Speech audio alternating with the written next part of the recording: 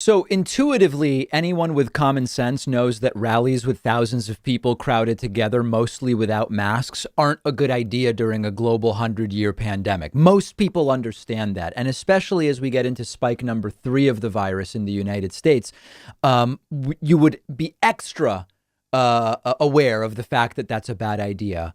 But Donald Trump has continued to do the rallies. And we now have a new analysis from Stanford University, which found that looking at 18 Trump rallies specific, there's way more than 18, but looking at just 18, those 18 rallies, and you can get the exact list in looking at the study, were responsible for roughly 30,000 cases of coronavirus and 700 deaths. The study is called The Effects of Large Group Meetings on the Spread of COVID-19, the Case of Trump Rallies. Now, what is really important to understand is, well, two things. Number one, this only looked at 18 rallies. So the total number is, of course, much higher.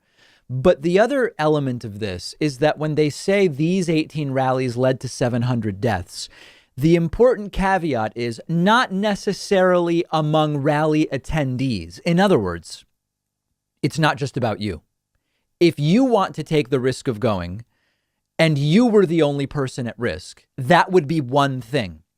As Vox notes, a rally goer may become infected with a mild case, but the same rally goer gives the virus to their wife or their parent, who gives it to a coworker, to sister, and then to grandma, who dies of coronavirus. The deaths also are people who are getting the virus despite not having been at the rallies. If it were as simple as 700 of the people who went to the rallies died, okay, it's tragic, but at least it's people choosing to be there who are dying.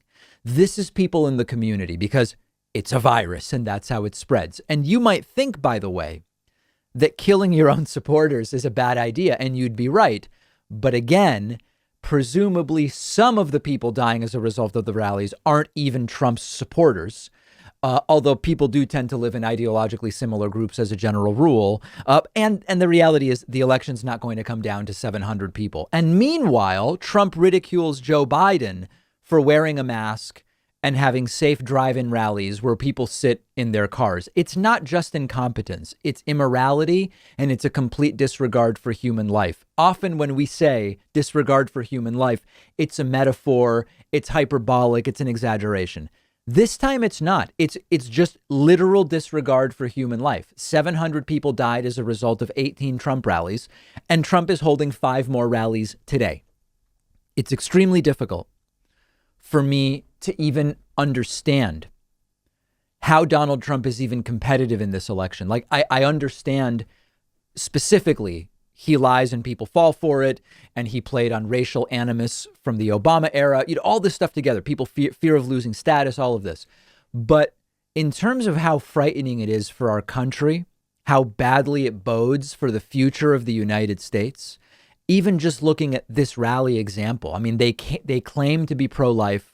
Trump claims to be the most pro-life president ever, but standing around to see Trump is worth passing along the virus and killing people. How pro-life is that? Not very.